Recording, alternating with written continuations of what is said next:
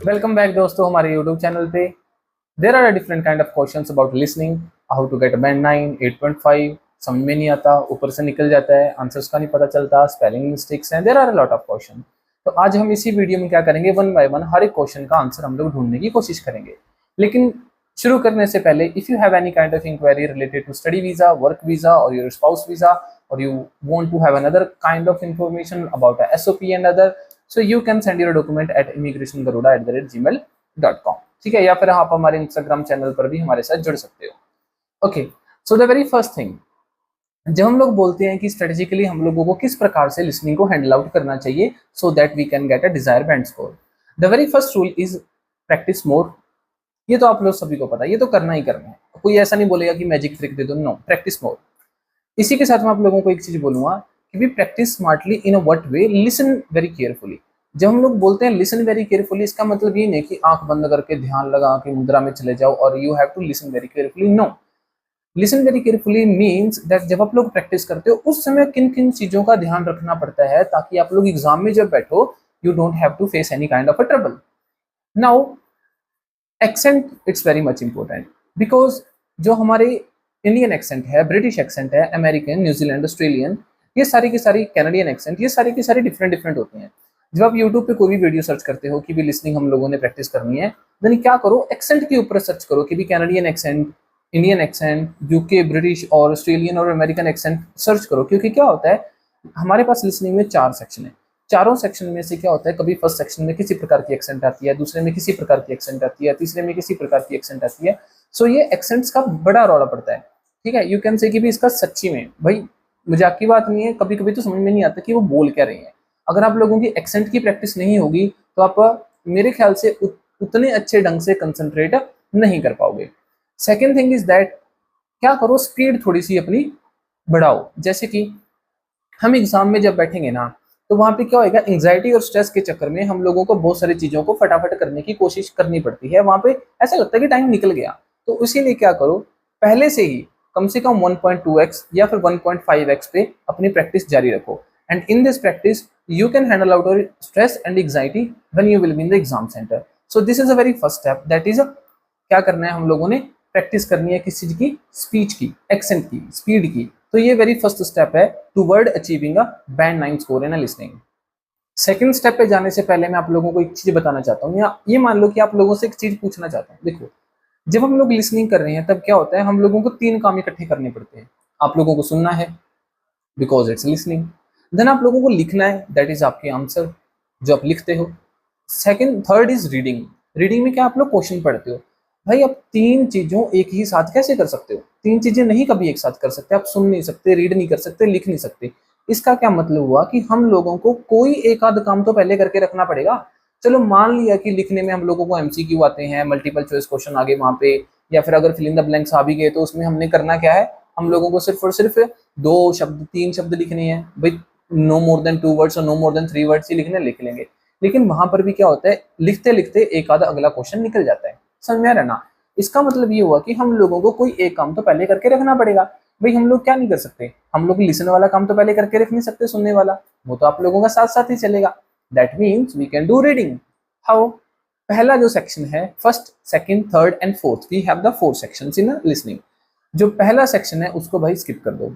ठीक है, जब लिसनिंग वहां पे स्टार्ट होगी, एक तो वो पहले बहुत सारे इंस्ट्रक्शन देंगे तो उसमें टाइम मत खराब करना। और पहला सेक्शन तो आप लोगों को इतना प्रैक्टिस हो जाना चाहिए कि उसमें सारे के सारे क्वेश्चन प्रिडिक्टेबल ही होते हैं। नाम क्या है, सरनेम क्या है, फोन नंबर क्या है, गाड़ी का नाम क्या है, कितने बजे आओगे, कहाँ आओगे, कैसे आओगे, ये सब चीजें पहले 10 के 10 क्वेश्चन में 1 वर्ड होता है, 2 वर्ड भी होगा, ज्यादा मुश्किल बातें नहीं होती। दैट मीन्स वो तो प्रिडिक्टेबल सा हो गया, उसको तो हम लोग बस थोड़ा सा देख के या in the very first glance समझ लेंगे कि क्वेश्चन की डिमांड क्या है। नाउ अगर पहला सेक्शन सॉरी इतना आप कह सकते हो कि भी उसके बारे में अपने को पहले से इतना पता है, प्रेडिक्टेबल है। सो वो जो टाइम है ना, वो जो आप लोगों का टाइम बचेगा ना पहले सेक्शन का, वो यूटिलाइज करो। Try to utilize it in a third section where we have a MCQ. ठीक है, जहां पर अपने पास एमसीक्यू है, जहां पर अपने पास फिलिप्स बड़े हैं, या फिर फोर्थ सेक्शन में पढ़ो। क्योंकि थर्ड सेक्शन, फोर्थ सेक्शन जब आप लोग पढ़ लोगे, जो आप लोगों का फर्स्ट सेक्शन से टाइम बचा आपने वहां पर उसको यूटिलाइज करा। इसका मतलब ये हुआ कि आप वो वाला सेक्शन यानी कि थर्ड और फोर्थ 2 बार पढ़ लोगे भाई, अब 3 बार पढ़ लोगे। समझ में आ रहा है ना। क्योंकि at the very end exam is all about कि how you can handle it. अगर आप लोगों ने वो टाइम यूटिलाइज करके कहीं और इन्वेस्ट कर लिया, तो मान लो कि आप लोगों की रीडिंग की जो प्रैक्टिस है वो पहले से हो चुकी होगी, फिर तो आपने आराम से सुनना है, फिर तो आपने आराम से लिखना है। समझ में आ रहा है ना? यहाँ पर जो लिखने वाला काम है इसी के अंदर मैं जोड़ूंगा, ठीक है, क्योंकि हम लोग इसको टाइम बचाने वाले में रख रहे हैं कि how you can save your time to get a band 9 score. कभी भी आंसर फुल फॉर्म में मत लिखो भाई। कोलैबोरेशन मान के चलो किसी का आंसर आ गया तो कोलैब लिख के छोड़ दो। अगर यूनिवर्सिटी किसी का आंसर आ गया तो यूनी करके छोड़ दो। अगर स्टूडेंट किसी का आंसर आ गया तो SDN करके छोड़ दो। Try to use the abbreviations. अगर आप एब्रीवेशन का इस्तेमाल करोगे ना अपनी लिसनिंग में, तो इससे होगा क्या, इससे ये बात होगी कि आप बड़ी आसानी से छोटे आंसर लिख के फटाफट से अगले आंसर पे पहुंच सकते हो। समझ में आ रहा है ना?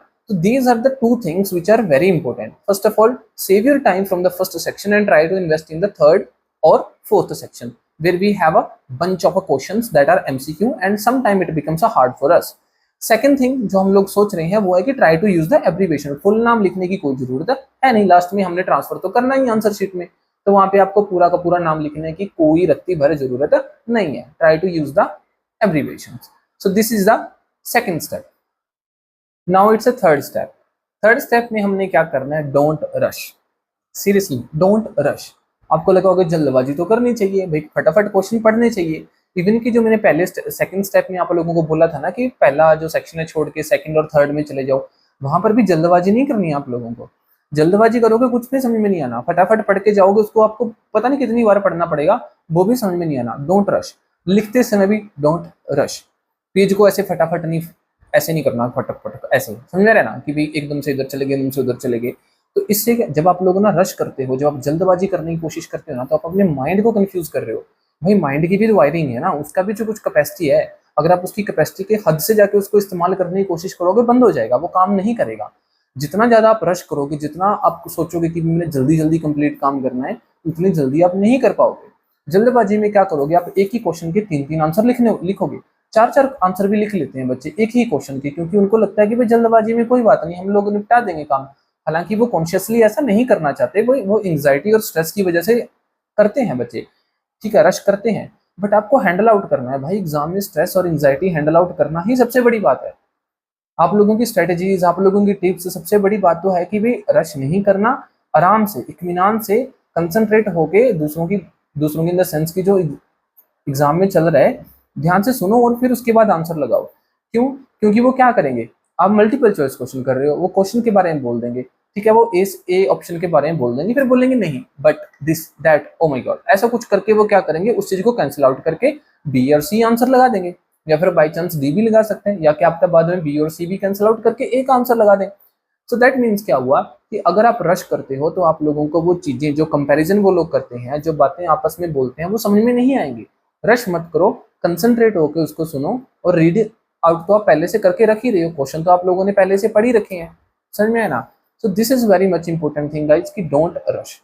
जितना आप कोशिश करोगे, जितना आप भागोगे, जितना आप दौड़ोगे, क्वेश्चंस के पीछे पीछे दौड़ोगे, उतना ही आप पीछे रहोगे। So concentrate, control your mind, control your emotions and don't ever feel stress or anxiety. Okay, now the fourth step है हमारा प्रैक्टिस। Of course practice. क्यों प्रैक्टिस? देखो, आप लोगों की जो भी वोकैबुलरीज गलत हुई हैं, क्योंकि एंड ऑफ द डे क्या है, जो आपने लिखा वो चेक होना है, जो आपने लिखा वो चेक होना, दैट मीन्स आपकी जो स्पेलिंग्स हैं, ठीक है, वर्ड्स की स्पेलिंग्स हैं वो ठीक होनी चाहिए, एक्यूरेट होनी चाहिए। और आप ऑब्वियस सी बात है कि आप कैसे करोगे, कैपिटल में ट्रांसफर करोगे। कहने को तो आप भाई short videos in the sense की जो छोटे अक्षर हैं, स्मॉल लेटर्स हैं, उनमें भी आप कर ही सकते हो भाई, कैपिटल लेटर्स में क्यों करना। लेकिन स्मॉल लेटर्स में कभी कभी एग्जामिनर को समझ में नहीं आएगा तो वो कैसे चेकआउट करेगा, वो सिंपल है उसको डिस्कार्ड कर देगा। ठीक बात है। तो आपको करना क्या है, कैपिटल लेटर्स में हमेशा आंसर ट्रांसफर करना है, और अपनी जो वोकैबुलरी है, जो आपके आंसर्स गलत हुए सिर्फ और सिर्फ स्पेलिंग की वजह से, उनको कम से कम 5-5, 6-6 बार लिखो। सेल्फ एनालाइज करके देखो कि भी हमने गलती कहाँ पे करी। Because at the end of the day आप चाहे कितनी ही स्ट्रेटेजिकली चल लो, आपका जो दिमाग है वो काम आएगा।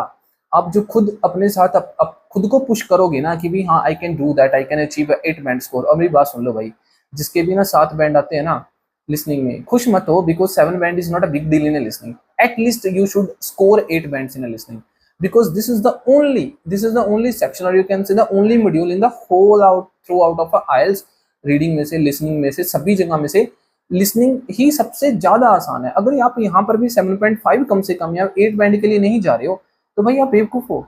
आप ओवरऑल बैंड कैसे स्कोर करोगे, 7 कैसे लेके आओगे, 6.5 कैसे लेके आओगे? ठीक है, तो प्रैक्टिस करो, जितना ज्यादा हो सकता है उतना प्रैक्टिस करो। एक लिसनिंग को कम से कम 2 बार करो, जो रह गया वो देखो कि हमने कौन सा क्वेश्चन सही ढंग से नहीं सुना, आपका वो किस चीज में गड़बड़ हुई। वो आपकी गड़बड़ हुई है क्वेश्चंस देखने में, या फिर लिसनिंग करने में, या फिर वोकैबुलरी में, या फिर स्पेलिंग्स में, कहाँ गड़बड़ हुई है उस गड़बड़ को चेकआउट करो और उसको रेक्टिफाई करो। विदाउट रेक्टिफिकेशन आप लोग कभी भी 9 बैंड स्कोर नहीं कर पाओगे। ठीक है, सो गाइज फोर्थ जो ये हमारा स्टेप था, जो हमने 4 ये चीजें डिस्कस करी, this are very much important. Now let's jump to the fourth step कि हम लोगों को 5वीं और कौन सी चीजें जिसके बारे में हमेशा ध्यान रखना चाहिए व्हाइल वी आर लिसनिंग। देखो गाइस, होता क्या है कि जब हम लोग ना कोई चीज को सुनते हैं ना, तो वहां पर एक ही चीज नहीं होती। We have 2 or 3 things in what we I am saying that. Conversation होता है, उसके बाद वहां पे कोई बंदा सुना रहा है, वो लेक्चर होता है, उसके बाद 2 बंदों के बीच की कन्वर्सेशन है, 3 बंदों के बीच की कन्वर्सेशन है, फोन कॉल्स पे होता है। ठीक है, कोई अपने को ट्यूटोरियल बता रहा है, कोई मैपिंग बता रहा है, कई बार कोई प्रोफेसर अपने स्टूडेंट से बात कर रहा है। तो ये डिफरेंट काइंड ऑफ कन्वर्सेशंस है ना, ये बहुत इंपॉर्टेंट है। क्यों इंपॉर्टेंट है? क्योंकि भाई वो कन्वर्सेशन के बिहाफ पे ही डिपेंड करता है कि आप अपने आंसर को वहां से एक्सट्रैक्ट कर सकते हो कि नहीं कर सकते हो। फॉर एग्जाम्पल, अब जब कन्वर्सेशन चलती है 3 स्टूडेंट्स के बीच में, भाई ए, बी और सी मान लेते हैं, आप लोग शुरू में पता क्या करते हो, आप लोग क्वेश्चन पढ़ने में इतनी बिजी हो जाते हो कि आप लोग उनकी बात नहीं सुनते। और जब क्या होएगा, पहले पहले वो शुरू में तो अपना नाम बताएंगे, for example my name is E, तो आपको उसकी एक्सेंट ध्यान में रखनी है। भाई हम सेइंग दैट एक्सेंट ध्यान में रखनी है, क्योंकि अगर आपने उसकी एक्सेंट, उसकी आवाज नहीं पहचानी ना, तो बाद में क्वेश्चन में आपको पता ही नहीं चलेगा कि बंदा ये ए था कि बी था कि सी था, भाई ये एडम था कि एडवर्ड था कि कौन था, आपको पता ही नहीं चलेगा, बिकॉज आपने शुरू शुरू में जब वो बंदे बोल रहे थे ध्यान ही नहीं दिया। That is why conversation is really very important. Question आते हैं ना मल्टीपल क्वेश्चन में, मल्टीपल चॉइस क्वेश्चन में, कि भाई एडम ने ये बात क्यों कही, या फिर एडम किन किन चीजों को लाइक करता है, फिर एडम के फेवरेट सब्जेक्ट्स क्या है। आपने जब एडम की शुरू में बात ही नहीं सुनी तो आप आंसर कैसे लगाओगे? सही ना? तो जो ये डिफरेंट काइंड ऑफ कन्वर्सेशंस हैं, डिफरेंट काइंड ऑफ, आप ये मान लो कि लेक्चर्स हैं, इनको बड़ी बारीकी से आपको सुनना पड़ेगा। अगर आप नहीं सुनोगे तो आप भूल जाओ कि आपके आंसर ठीक होंगे। So this is also very important thing. तो हमने क्या है 5 चीजों के बारे में भी डिस्कस करा। तो ये पांचों की 5 चीजें अगर आपको नहीं समझ में आई तो please do in the comment section. आप कमेंट सेक्शन में जाओ और वहां पे लिखो कि भाई कौन सी चीजें जो आपको समझ में नहीं आई। देन हम क्वेश्चन एंड आंसर की जो वीडियो बनाया करेंगे, उसमें हम लोग उन चीजों को सॉर्ट आउट करने की कोशिश करेंगे, फिगर आउट करेंगे कि भी इसके आगे और क्या स्ट्रेटेजिकली हम लोग प्लान कर सकते हैं। तो आज के लिए सिर्फ इतना ही था गाइस। अगर आप लोग यहाँ तक पहुंच चुके हो, अगर आपने इतनी वीडियो देखी है, तो हमारे चैनल को लाइक करो, सब्सक्राइब करो और शेयर तो जितना हो सके उतना करो, अपने फ्रेंड्स को दिखाओ। आशा करते हैं कि आप सभी को ये जो चीज़ें अच्छी लग रही होंगी, हमारे जितने भी पॉडकास्ट हैं या फिर लेक्चर्स हैं, वो सब कुछ एज अ फ्रेंड लगा लो, कैसे भी लगा लो। I am trying to just help की, और अलॉन्ग विद दैट भाई आपका कुछ फायदा हो तो मेरा भी होना चाहिए कि नहीं होना चाहिए। एंड हम लोगों ने क्या है QR कोड भी लगा रखा है, नीचे आप लोगों को लाइन पे हमारा जो UPI ID है वो भी दिख रहा होगा। If you wanted to support us in that way, you can also send us money. Okay, hope you like this video, hope you enjoy this video, thanks for watching it.